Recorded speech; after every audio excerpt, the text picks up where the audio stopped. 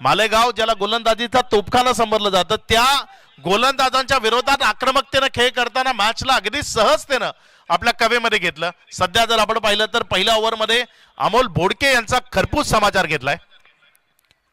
हा बॉल विकेटचा टप्पा खेळल्यानंतर उचली घेतोय, फलंदाजाला बीट करतोय, विकेट किपरच्या हातामध्ये जातोय. जो रीच वाईड आहे त्याचा फायदा जर कोणी घेताना पाहायला मिळतोय तर तो विकी धोत्रे आहे. रीच वाईडचा खूप चांगला फायदा घेतोय, बॉलला ऑफ्टमोर टाकतोय आणि तिकडनं अगदी बाहेर काढताना विकेटच्या मागे निर्धावच्या स्वरूपाने घेऊन जात असताना आपल्याला पाहायला मिळतोय. चांगली गोलंदाजी सध्या विकी धोत्रेच्या माध्यमातून आपण मैदानाच्या आतमध्ये पाहताय. यावेळी डान्सिंग राऊंड ट्रॅक, बॉल हवेत आहे, संधी आहे विकेटची. Ganesh Kadale down the ball, टिपला गेलाय झेल आणि मिळवली पहिली विकेट. माघारी परतावा लागेल बॅटरला. फर्स्ट विकेट डाऊन इयर, पहिला झटका टीम सुरगाराला. फलंदाज बाद.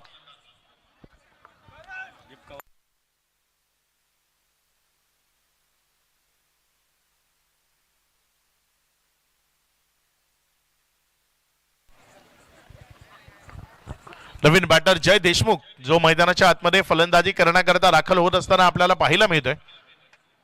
चांगला रोल त्यानं आतापर्यंत 2 मॅचेस मध्ये अदा केला. याही मॅच मध्ये त्याला त्याचा रोल निभावावा लागेल. मात्र विकी धोत्रे चांगली गोलंदाजी करतोय. जो एक्सपिरियन्स आहे, जो अनुभव आहे, फलंदाजांना बीट कशा पद्धतीने करावं ते त्याला ठाऊक आहे. कारण तो स्वतः एक ॲज अ बॅटर खूप प्रसिद्ध आहे.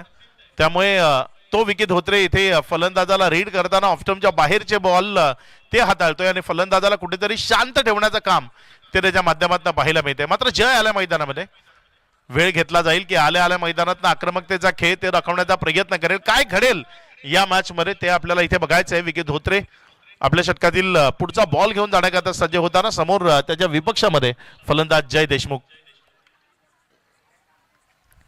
चांगला बॉल इथे निर्धावच्या स्वरूपाने आलाय, डॉटच्या स्वरूपाने आलाय. ज्येष्ठ नगरसेवक सन्माननीय अशोक भाऊ गांगुर्डे ज्यांचं शुभागमन इथे आपल्याला पाहायला मिळते. सन्माननीय अशोक भाऊ गांगुर्डे आपलं मनपूर्वक हार्दिक स्वागत, वेलकम, सुस्वागतम.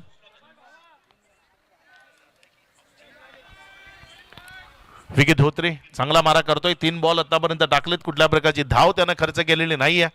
ऑफ्टमच्या बाहेर जास्तीत जास्त भर दिला गेलाय आणि त्या टप्प्यावर गोलंदाजी करताना पाहायला मिळालाय.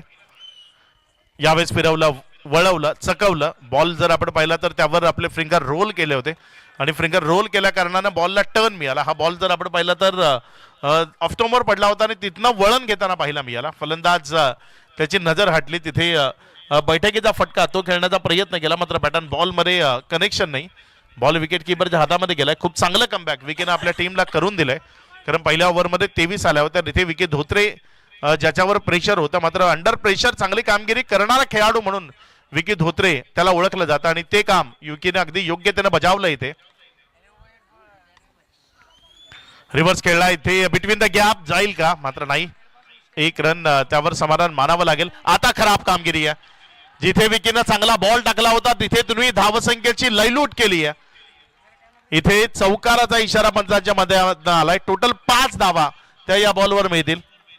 बघा, चांगला बॉल टाकला होता, तिथे क्षेत्ररक्षण चांगलं झालं होतं. डायरेक्ट हिटचा प्रयत्न, बॅकअपला कोणी नव्हता आणि त्यानंतर बॉल सीमारेषा पलीकडे गेलाय.